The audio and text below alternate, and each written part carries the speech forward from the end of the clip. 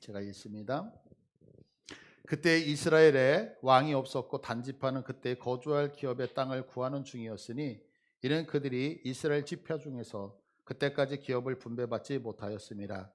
단 자손이 소라와 에스다월에서부터 그들의 가족 가운데 용맹스러운 5사람을 보내어 땅을 정탐하고 살피게 하며 그들에게 이르되 너희는 가서 땅을 살펴보라 하며 그들이 에브라임 산지에 가서 미가의 집에 이르러 거기서 유숙하니라. 그들이 미가의 집에 있을 때에 그 레위 청년의 음성을 알아듣고 그리로 돌아가서 그에게 이르되 누가 너를 이리로 인도하였으며 내가 여기서 무엇을 하며 여기서 무엇을 얻었느냐 하니 그가 그들에게 이르되 미가가 이러이러하게 나를 대접하고 나를 고용하여 나를 자기의 제사장으로 삼았느니라 하니라.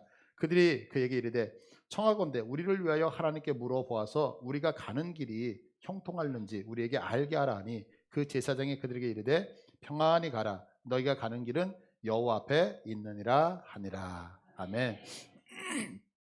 오늘 성경이 이제 본문이 사사잖아요. 사사기. 이 사사라고 하는 원래 말의 뜻은 재판하는 자, 다스리는 자, 재판한다, 다스린다라고 하는 뜻을 갖고 있어요. 그런데 이제 이 성경이 조금 그 뜻하고는 우리가 조금 더 확대가 되어진 거죠. 그래서 우리가 생각할 때는 재판하는 자, 다스리는 자 이런 의미도 같이 있지만 또 하나는 이스라엘 백성들을 그 죄에서 구원하여서 구원하는 자, 구원자의 성격의 개념으로 우리가 사사기를 많이 이제 인지를 하죠. 그래서 사사 그러면 백성들이 힘들 때에 그 힘듦에서 구원하는 자들이었구나 이렇게 이제 영역이 확장이 되어진 거죠. 이 사사기는 총 몇 장으로 되어져 있냐면 21장으로 되어져 있어요. 21장. 근데 이 사사기 안에 몇 명의 사사가 등장하냐면 12명이 등장해요. 12명. 근데 그 12명의 사사 중에서 우리가 너무 잘 아는 마지막 사사가 12번째 사사가 누구냐면 여러분이 다 아는 삼손이라고 하는 분이에요. 삼손. 근데 이 삼손의 이야기가 몇 장에서 끝나냐면 16장에서 끝나요. 그러니까 12명의 사사가 등장하는데 12명 사사의 이야기가 몇 장에서 끝난다? 16장. 근데 17, 18, 19, 20, 21 이렇게 5장이 더 남아 있거든요. 그럼 이 5장에는 무슨 내용이 들어 있느냐면 오늘 우리가 읽었던 미가가 신상을 만들었다라고 하는 얘기가 17장, 18장에 기록되어져 있고 19, 20, 21장에는 레이라고 하는 분이 레이 족속의 레이라고 하는 오늘날로 보면 이제 목회자이겠죠. 이분이 첩을 두었던 사건이 3장에 걸쳐서 기록이 되어져 있어요. 그래서 오늘 성경을 보려면 이 미가 전체의 내용을 우리가 좀 알아야 되기 때문에 17장, 18장에 걸쳐져 있는 미가의 이야기를 먼저 여러분에게 전체적으로 해드리려고 해요. 에브라임이라고 하는 곳에 에브라임 지파죠. 에브라임이라고 하는 이 지역에 미가라고 하는 사람이 살았던 거예요. 근데 어느 날 아침에 일어났더니 이 미가의 엄마가 있는 있는 욕, 없는 욕을 막 다 만들어가지고 막 저주를 하는 거야. 이놈의 새끼 그래 잘 먹고 잘 살아라. 그래 네가 얼마나 잘 살아보자. 왜냐하면 돈을 잃어버렸거든요. 그래가지고 잃어버린 돈 때문에 막 저주를 하는 거예요. 그런데 그 돈을 누가 훔쳐갔느냐면 아들 미가가 훔쳐간 거예요. 그러니까 엄마가 일어나가지고 그렇게 막 저주를 하니까 어때요? 미안하잖아요. 그래서 엄마 돈 여기 있어 하고 어머니한테 돈을 갖다 줬더니 이 어머니가 돈을 찾았다고 또 그 돈을 아들이 갖고 왔다고 이 아들을 위해서 그 찾은 돈의 일부를 가지고 신상을 만들었다는 거예요. 우상을 만든 거예요. 그리고 그 우상을 집에다가 딱 보관을 했는데 자 우상이 있으면 어때요? 그 우상에게 예배를 해야 되잖아요. 복을 빌어. 그러니까 제사장이 필요한 거예요. 근데 마침 그때에 레이 사람들은 땅이 없거든요. 여기저기 돌아다니면서 하나님의 말씀을 가르치는데 마침 이 미가의 집 앞으로 레이 사람이 지나가는 거예요. 그러니까 이 미가 엄마가 야 너 어디 가니? 나 레이 사람인데 갈 데가 없어. 야 잘됐다. 우리 집에 제사장이 하나 필요한데 내가 1년에 옷을 몇 벌 주고 재워주고 밥 먹여줄 테니까 우리 집에 제사장이 되면 어떻겠니? 라고 하니까 너무 좋잖아요. 그래서 그 가정에 제사장이 되어졌다는 거예요. 그러고 있을 때에 단지파가 이제 땅을 찾아다니면서 여기저기 돌아다니다가 이곳까지 오게 되어진 거예요. 그런데 이 단지파의 정탐을 보내기 위해서 5명을 보내는데 이 5명이 미가의 집에 있는 제사장 레이 사람하고 알고 지내는 거예요. 그래서 목소리를 들어보니까 알잖아요. 그래서 야 너 여기 어떻게 오게 됐어? 예 여차여차해서 이렇게 오게 됐습니다. 그래, 내가 한 가지 물어볼게. 우리가 지금 땅 찾으러 가는데 우리가 맞게 찾으러 가는 건지 잘 모르겠다. 어떻게 축복을 한번 해주라. 그러니까 당신의 길이 평안할 겁니다. 라고 얘기하는 게 오늘의 본문이었고, 그 본문을 지난 다음에 이제 이 단지파 사람들이 그러는 거예요. 야, 레이 제사장, 너 한 집, 미가라고 하는 집에 개인 제사장이 될래? 아니면 우리 이스라엘의 12국의 지파가 있는데 우리 단이라고 하는 지파의 제사장이 될래? 어떻게 생각하세요, 여러분? 그러니까 이 레이 제사장이 한 집에 있는 것보다는 단지파의 제사장이 되는 게 훨씬 더 낫잖아요. 그래가지고 단지파의 제사장이 된 거예요. 근데 제사장이 될 때에 미가 집에 있었던 그 신상을 훔쳐갖고 뺏어갖고 나오는 거예요. 그래서 결국에는 이 제사장이 단지파의 제사장이 되어졌다라고 하는 내용이 이제 성경 17장, 18장 전체 내용이고, 그 중에 오늘 우리가 본문에 읽었다라고 하는 거예요. 자, 그런데 오늘 이 본문을 통해서 하나님이 지금 말씀하고 싶은 것이 무엇이냐면, 구약 성경에서 이스라엘 백성, 그러면 이스라엘 백성은 단순한 그냥 이름이 아니라 수많은 사람들이 살고 있었다고요. 우리가 잘 알고 있다시피 메소포타미아 문명이라고 하는 그 유프라테스와 티그리스 강 사이에 있는 세계 1대 문명이거든요. 그래서 여기서 우리가 잘 알고 있는 창세기 바벨탑 사건, 그러니까 높이 건물을 지을 수 있는 문명이 있었던 사회거든요. 그렇게 사람이 살고 있는 그곳에서 하나님이 아브라함을 불러내셨거든요. 불러내셨어요. 그리고 그들을 불러서 너 내 백성 되라 라고 하면서 이스라엘이라는 이름을 주셨던 거죠. 그러니까 이스라엘이라는 구약의 이야기는 그냥 이름이 아니라 하나님이 특별히 이유가 있어 불러낸 하나님의 백성이라고 하는 뜻을 갖고 있는 거거든요.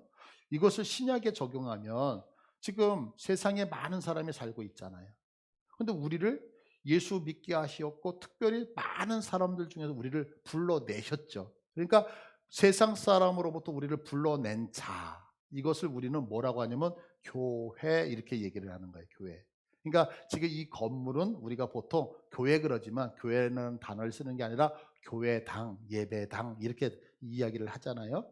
그리고 교회는 주님으로, 예수님을 통하여서 구원받은, 불림을 받은 한 분 한 분 여러분들 모두를 뭐라고 해요?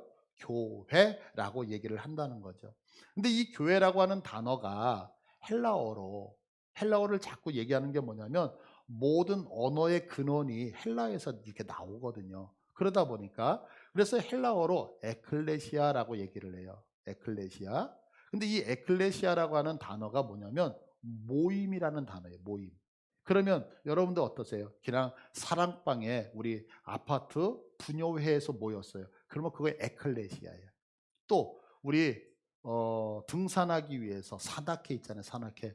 그래서 산에 등산하기 위해서 모였어요. 그러면 그게 에클레시아예요. 이렇게 모든 모임을 에클레시아라는 단어를 썼는데, 신약 성경에 와서 마태가 어느 날 보니까 예수님을 믿는 백성들도 에클레시아, 그리고 뭐 밥을 먹기 위해서, 먹방을 즐기기 위해서 모인 사람들도 에클레시아, 단어가 똑같은 거예요.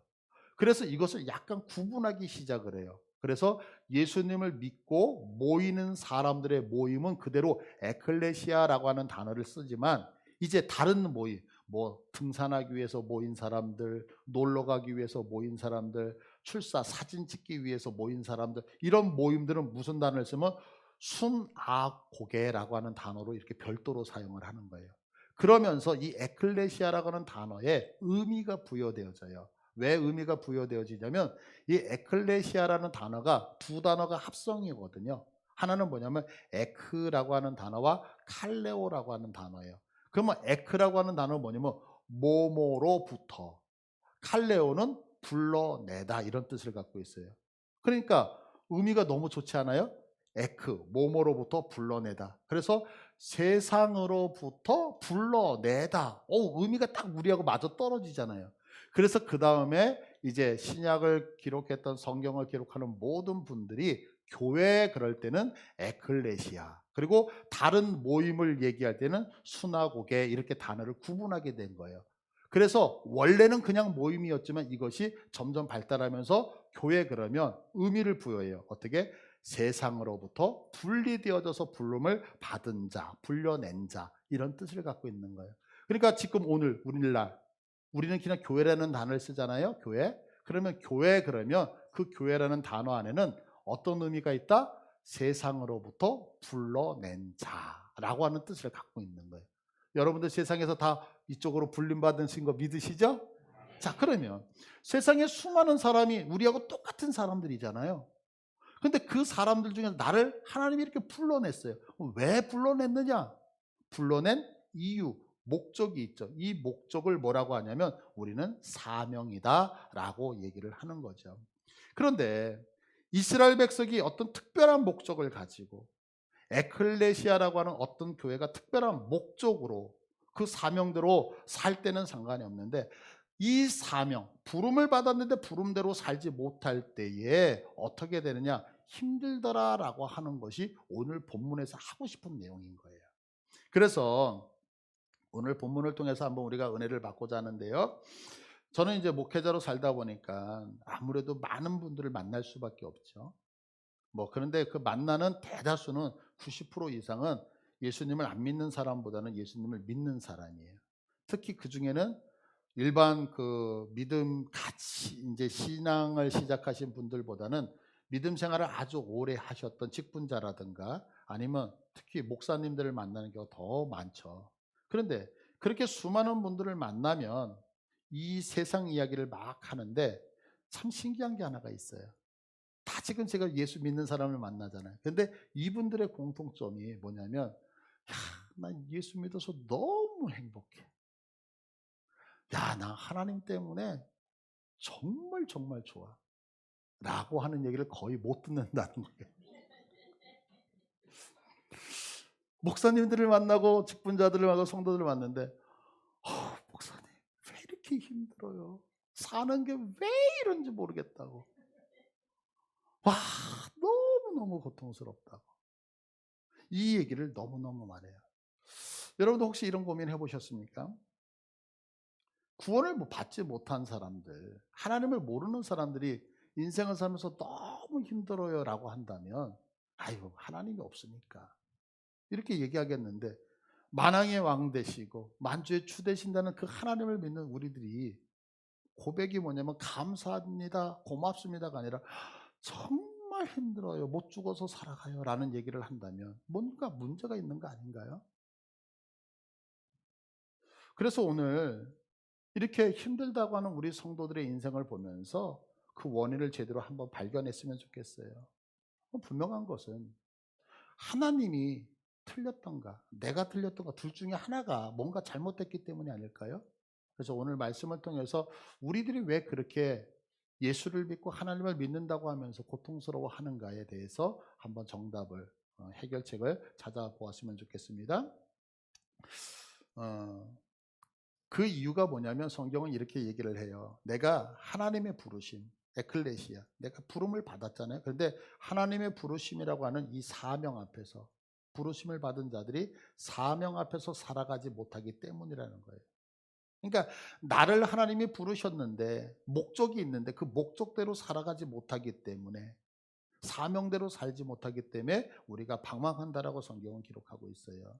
오늘 성경은 한번 본문을 봐보세요. 18장 1절 본문을 보시면 그때에 이스라엘 왕이 없었고 단지파는 그때에 거주할 기업의 땅을 구하는 중이었으니 이는 그들이 이스라엘 지파 중에서 그때까지 기업을 분배받지 못하였습니다. 지금 단지파는 거주할 기업의 땅을 구하는 중이에요. 구한다는 얘기는 아직 거주할 땅이 있다 없다 없다는 얘기죠.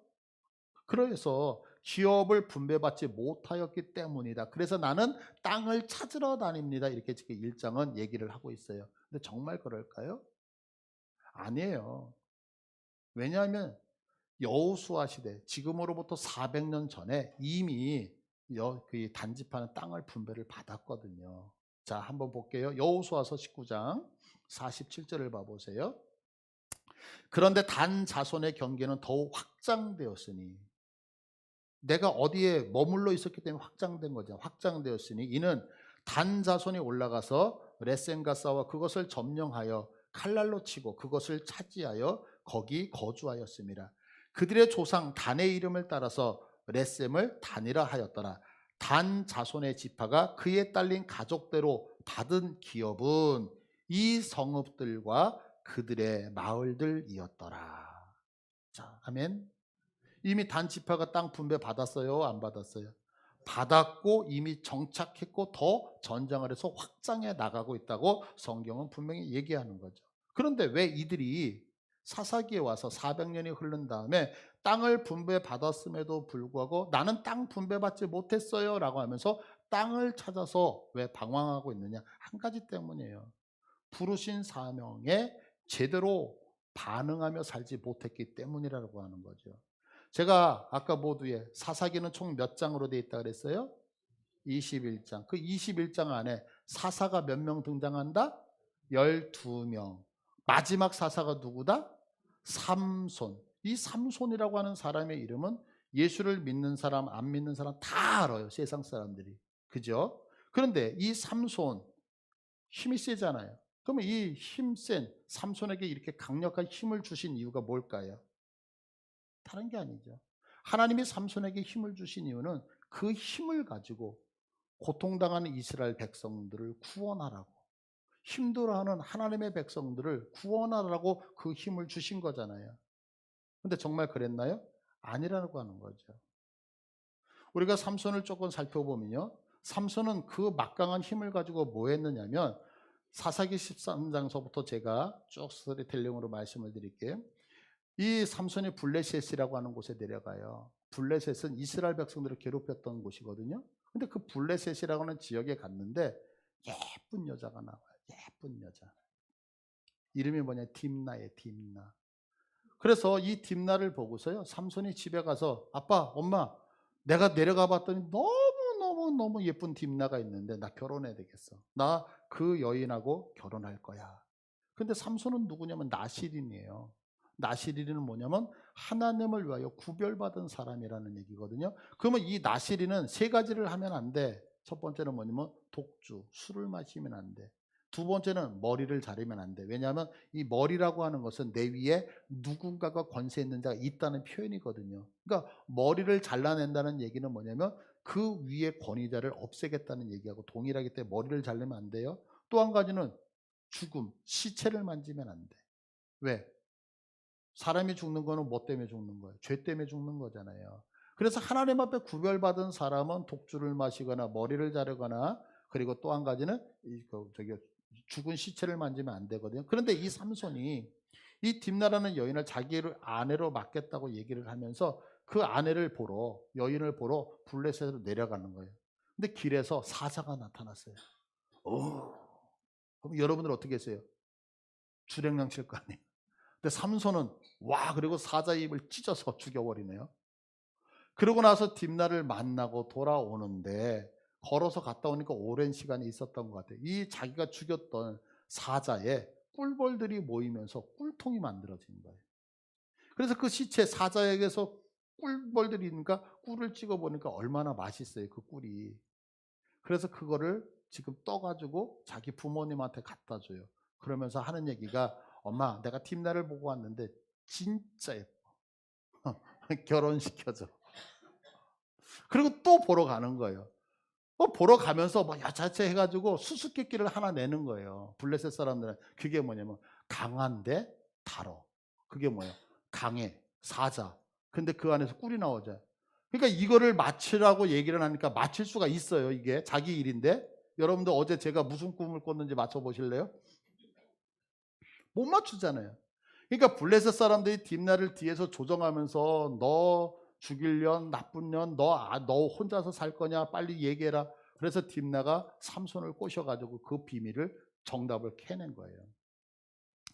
삼손이 내기에서 졌죠. 화가 나가지고 집으로 휙 가버렸네요.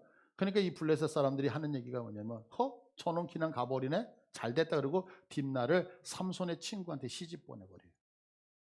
나중에 삼손이 와서, 야, 내 안에 딥나 어디 있어? 그러니까 이미 시집 보냈어. 삼손이 화가 났어요. 그래서 이번에 여우를 300마리를 잡았어. 그리고 여우 꼬랑지에다가 횃불을 달았어요. 그러니까 여러분들 횃불을 달고 여우를 풀어놓으니까 여우가 막 돌아다니면서 블레셋 사람들이 살고 있는 그 논밭으로 가가지고 그 작물을 전부 다 불태운 사건이에요. 그래서 블레셋 사람들이 얼마나 화가 나요. 그죠? 그래서 블레셋 사람들이 이 딥나와 그의 아버지를 잡아다가 죽여버려요. 이것뿐만이 아니죠. 그 다음에 이 딥나가 죽고 나니까 이제는 이 삼손이 가사라고 하는 곳에 가서요, 드릴라를 사랑하죠. 그래서 드릴라가 그러죠. 여보, 당신의 힘은 어딘가요? 이렇게 하면 힘이 빠지고 저렇게. 그리고 결국에는 머리카락을 자르며. 그래 머리카락이 잘리잖아요. 묶였어요. 두 눈 다 뽑혔어요. 그리고 맷돌을 갈다가, 그리고 블레셋 사람들이 자기를 조롱하기 위해서 모였을 때에 기둥을 무너뜨려 건물이 함께 무너지면서 자폭하는 거죠. 함께 죽었다라고 하는 것이 삼손의 비참한 얘기예요. 이렇게 힘이 셌던 이 삼손, 세상의 사람들 다 알고 있잖아요. 근데 성경은 이 삼손을 뭐라고 평가하는지 아세요? 이렇게 평가해요. 사사기서 16장 31절 보세요. 16장 31절. 그의 형제와 아버지의 온 집이 다 내려가서 그의 시체를 가지고 올라가서 소라와 에스디올 사이 그의 아버지 마노아의 장지에 장사하니라. 삼손이 이스라엘의 사사로 몇 년 동안 있었다? 20년 동안 지냈더라. 삼손이 이스라엘의 사사로 20년 동안 지냈더라 그래요. 여러분 이거 별로 마음에 와닿지 않잖아요. 제가 비교해 드릴게요. 보세요. 자, 첫 번째 사사가 누구냐면 온니엘인데요. 사사기 3장 11절을 봐보세요. 3장 11절. 이제 온니엘이 죽었어요. 온니엘이 죽었을 때 성경은 온니엘을 어떻게 평가하냐면 그 땅이 평안한지 40년에 그나스의 아들 온니엘이 죽었더라. 자, 그 땅이 평온한지 40년에 그나스의 아들 온니엘이 죽었더라. 조금 그 다음에 사사가 되면 에훗이에요. 3장 30절을 보시면 그날에 모압이 이스라엘 수하에 굴복하며 그 땅이 80년 동안 평온하였더라. 자, 성경에는 사사가 있는데 딱 한 줄 나오는 사사가 있어요. 삼갈이라고 하는 사람이 있어요. 3장 31절에. 에훗 후에는 아낙의 아들 삼갈이 있어 소모는 막대기로 블레셋 사람 600명을 죽였고 그도 이스라엘을 구원하였더라. 여러분 비교되셨나요? 뭐가 지금? 자, 보세요. 지금 온니엘이 죽었을 때 그가 사사가 된 지 몇 년이었더라 이게 끝나는 게 아니라 온니엘 때문에 그 땅이 평온하였더라 이래요. 온니엘이라는 사사를 통하여서 하나님의 백성들이 평안하였더라고 성경은 평가한다고. 두 번째, 에훗이 죽었을 때에 그날에 모압이 이스라엘 수에 굴복하며 그 땅이 80년 동안 하나님의 백성들이 80년 동안 평안하였더라 이렇게 평가를 해요. 성경이 단 한 절밖에 얘기하지 않고 있는 삼갈에 대해서도 에후 후에는 아낙의 아들 삼갈이 있어 소모는 막대기로 블레셋 사람 600명을 죽이고 그도 이스라엘을 구원하였더라 이렇게 평가해요. 구원하였더라. 그런데 삼손 13장 14장 15장 16장 4장이나 할애하고 있어요. 이스라엘에 어떤 영향력을 끼쳐야 되는 삼손에 대한 평가는 성경이 어떻게 평가하고 있느냐면 다시 한번 볼게요. 16장 31절. 그의 형제와 아버지의 온 집이 다 내려가서 그의 시체를 가지고 올라가서 소라와 에스다올 사이 그의 아버지 마노아의 장지에 장사한 삼손이 이스라엘의 사세로 20년 동안 지냈더라. 삼손이 힘이 세면 뭐하죠? 능력이 많으면 뭐하냐고요? 부름받은 이스라엘을 위해서 사용하라고 그 힘을 주셨는데 세상에서 부름받은 교회를 위해서 그것을 사용하라고 실력과 능력을 주셨는데 그 능력 가지고 뭐 했느냐면 자기가 좋아하는 여인을 탐하다가 목숨이 끊어진 것으로 삼손의 이름은 끝나고 만다는 거죠. 제가 왜 단지파 이야기를 하다가 삼손의 이야기를 하는지 아셔요? 자, 사사기 13장 1절을 봐보세요. 이스라엘 자손이 다시 여호와의 목전에 악을 행함으로 여호와께서 그들을 40년 동안 블레셋 사람의 손에 넘겨주시니라. 소라 땅에 2절에 뭐라고 하냐면 소라 땅에 단지파의 가족 중에 그래요. 단지파의 가족 중에 누구? 마누아. 마누아가 누구냐면 마누아가 삼손의 아버지의 이름이거든요. 그럼 삼손은 어느 지파 사람이에요? 삼손은 단지파 사람이었단 말이에요. 단지파. 여러분들 보세요. 400년 전에 하나님이 단지파에게 땅을 이미 주셨어요. 단지파에 능력 있는 사람이 없었기 때문에 방황하게 됐던 게 아니잖아요. 우리가 너무나도 잘 알고 세상의 사람들까지도 알고 있는 세상에서 힘이 가장 세다라고 하는 능력 많은 삼손이 단지파 사람이라고요. 그러면 하나님이 땅도 주었어요. 능력 있는 지도자도 있었어요. 그런데 왜 400년이 흐른 다음에 이들은 거주할 땅이 없어서 지금도 방황하고 있는 것일까요? 오늘 본문 다시 볼까요? 18장 1절. 그때에 이스라엘 왕이 없었고 단지파는 18장 1절이요. 18장 1절. 그때에 이스라엘 왕이 없었고 단지파는 그때 거주할 기업의 땅을 구하는 중이었으니 이는 그들이 이스라엘 지파 중에서 그때까지 기업을 분배받지 못하였다. 왜 거주할 땅이 있었는데도, 왜 능력 있는 실력자가 있었는데도 왜 거주할 땅이 없었다고 얘기하냐고요. 다른 것이 아니죠. 허락하신 그 땅에서 제대로 사명을 감당하지 못하니까, 나를 불러주셨는데 나를 불러주신 그 목적대로 살아가지 못하니까 결국에는 그 땅에서 쫓겨났다는 얘기가 오늘의 본문의 얘기거든요. 왜 우리들이 인생 가운데서 하나님을 믿음에도 불구하고 괴로움을 당하죠? 우리는 교회로 세상으로부터 구별되어져서 지금 이곳에 서 있는 사람들이잖아요. 근데 우리는 나를 부르신 그 사명을 잊고 살아간단 말이에요. 마치 삼손이 이미 죽음을 만졌어요. 죽은 시체를 만졌어요. 죽은 사자 만졌잖아요. 머리카락이 잘려나갔어요. 그럼에도 불구하고 나는 여전히 나신인이라고 오해하고 착각하고 있는 것처럼 우리 자신도 이미 하나님의 백성의 그 거룩함을 다 상실했다고요. 그런데 나는 여전히 주일날 예배 온다는 그 이유 하나 때문에, 일요일날 이곳에 찬양에 참석해서 예배를 드린다는 그 이유 하나 때문에 나는 여전히 하나님의 백성이라고 착각하며 오해하며 살고 있는 것은 아니지요. 지금 단지파 하는 행동 보세요. 우상을 만들어놨어요. 그런데 제사장이 레위 사람이에요. 와서 예배를 드려요. 그래서 나는 하나님의 백성이라고 하지만 무엇이 하나님의 백성이었죠? 단지파가 왜 땅을 기업으로 받았음에도 불구하고 이리저리 방황하며 살아가느냐? 다른 게 아니에요. 하나님의 나를 부르셨는데 부르심에 대한 목적을 상실했기 때문이라는 거죠. 왜? 하나님의 백성의 무기, 하나님의 백성의 힘은 뭐냐면 거룩인 거 믿으십니까? 예수 믿는 사람들의 능력은 다른 게 아니에요. 많이 배웠기 때문에. 아니요, 여러분. 내가 무엇인가를 많이 소유했기 때문에 아니에요, 여러분. 예수 믿는 사람의 실력은, 예수 믿는 사람의 힘은 무엇냐면 바로 하나님 앞에 서 있는 거룩이라고 하는 사실을 잊으시면 안 된단 말이에요.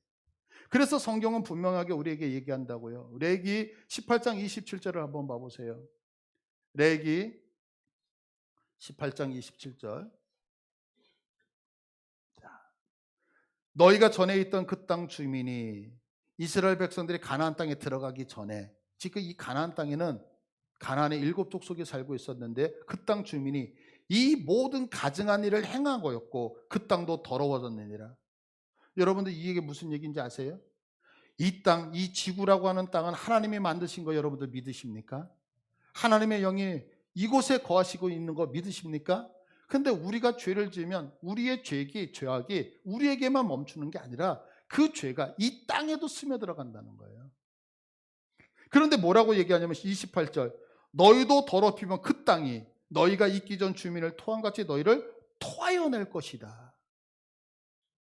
이스라엘 백성들이 가나안 땅을 점령을 했어요. 그 안에 가나안 백성들이 쫓겨났어요.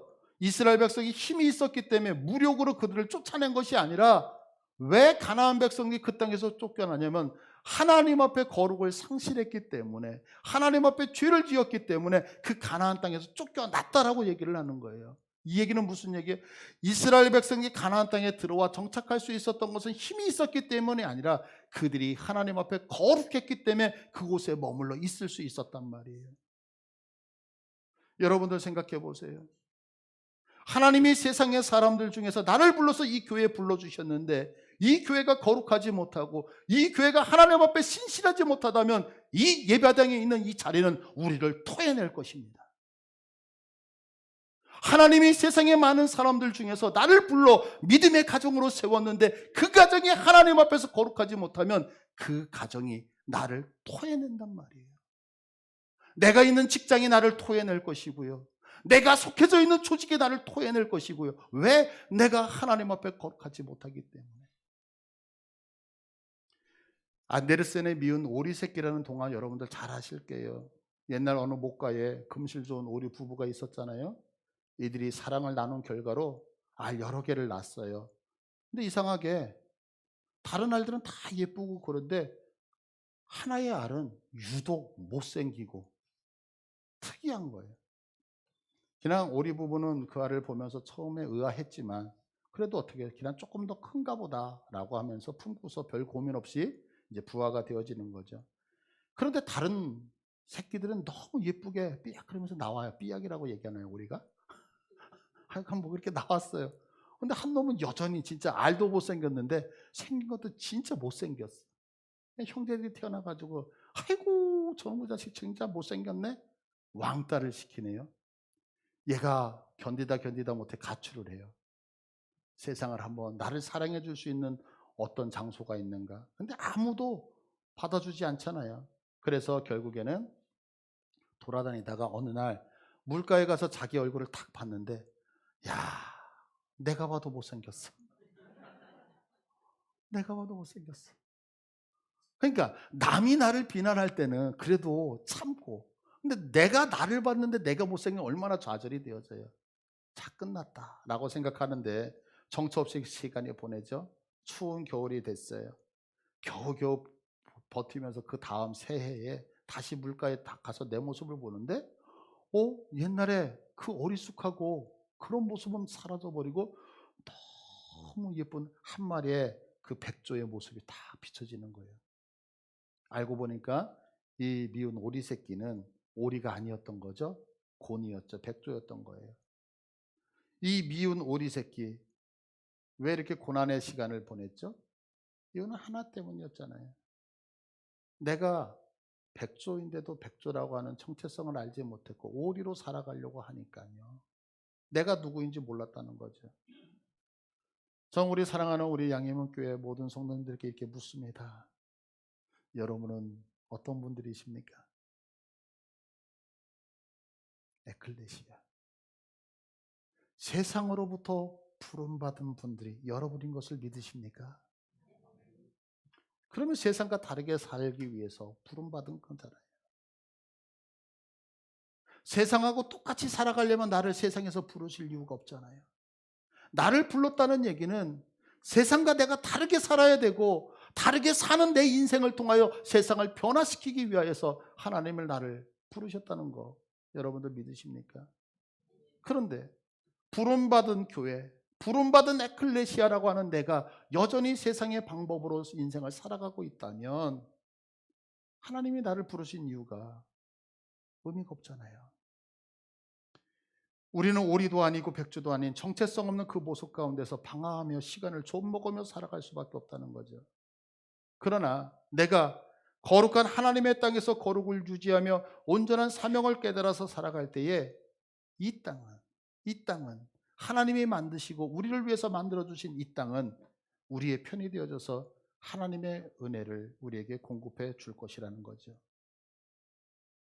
세상에 힘을 가지고 있을지라도 우리는 그 힘을 정복할 백성으로 부름을 받았다는 거 여러분들 결코 잊지 아니하셨으면 좋겠어요. 나 자신만을 위해서 하나님은 삼손에게 힘을 주신 것이 아니라는 거죠. 오늘 우리가 살아가는 이유가 뭡니까? 나 하나 때문인가요? 예수님이요 40일 금식 기도를 하셨어요. 얼마나 배가 고프셨겠어요. 그때에 사단이 와서 예수님을 시험해요. 시험하는 내용이 뭐냐면 내가 하나님의 아들이거든. 그게 무슨 얘기예요? 내가 하나님의 아들이거든. 내가 능력이 있다는 거죠. 어떤 능력이 있어요? 돌을 가지고 떡덩이를 만들 수 있는 능력이 있다는 얘기잖아요. 내가 하나님의 아들이거든. 너는 하나님의 아들이기 때문에 능력이, 실력이 있다는 얘기잖아요. 어떤 돌멩이를 떡으로. 그래서 너 배고프지? 이 돌멩이 가지고 떡 만들어. 예수님이 뭐라고 하시나요? 아, 몰랐다. 그래, 내가 돌멩이로 떡 만들어서 배불리 먹어야지라고 하십니까? 사람이 떡으로 사는 것 아니라 하나님의 말씀으로 산다라고. 무슨 얘기예요 이게? 그래 나 하나님의 아들이야. 하나님이 내게 능력 주셔서 어떤 능력? 돌멩이를 바꾸어 떡으로 만들 능력 주셨는데 그거는 내 배를 채우라고 주신 능력 아니라는 거죠. 내가 돌멩이를 떡으로 못 만들어서가 아니라 만들 수 있어. 그러나 만들기 위한 그 능력은 내가 배고플 때에 돌멩이를 떡으로 바꾸어 내 배를 채우기 위해서 먹으라고 준 것이 아니라 하나님이 허락하신 백성을 살리라고 이 능력 주신 거야. 그래서 오병이어 기적이 나오잖아요. 물이 변하여 포도주가 되어지잖아요. 영혼을 살리는데 그 일을 쓰셨지 당신의 배를 채우기 위해서 그 실력을 사용하지 않았다고요. 그러나 삼손은 어땠습니까? 하나님이 주신 그 실력 가지고서 주님의 백성, 하나님의 백성을 구원하기 위해서 사용한 것이 아니라 나 잘 먹고 잘 살기 위해서 사리사욕을 위해서 사용한 엄청난 큰 차이가 있다라고 하는 거죠. 나 자신만을 위해서 하나님은 삼손에게 힘을 주신 거 아니라는 말이에요. 오늘 우리가 살아가는 이유는 나 하나만을 위해서 살아가는 것이 결코 아니라는 거죠.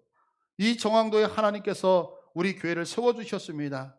그 이유는 우리 교회만이 잘 먹고 잘 살라고 얘기하는 것이 아니라 이 땅에 수많은 영혼들을 정복하여 주님 나라의 깃발을 꽂으라고 우리를 부르신 줄 믿습니다. 여러분 부탁드립니다. 형식적인 신앙에서 벗어나시기를 바랍니다. 우상 숭배하면서도 제사장이 있기 때문에, 레위인이 우리 집안이 있기 때문에 내가 여전히 하나님의 백성이라고 착각하고 있는 이 단지파의 미혹에서 여러분들이 벗어나길 바랍니다. 철저하게 다시 한번 거룩을 소유하고 그 부르심 앞에 반응하면서 사명을 회복하는 우리 사랑하는 성도들 되기를 축복합니다. 하나님이 왜 부르셨습니까? 사명 때문에. 어떤 사명? 이 자리를 예배하는 자리로 만들게 하시기 위하여, 이 지역에 죽어가는 자들에게 생명을 살리게 하기 위하여 우리를 부르셨다는 거.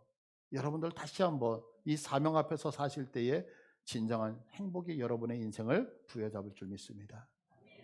우리 다 같이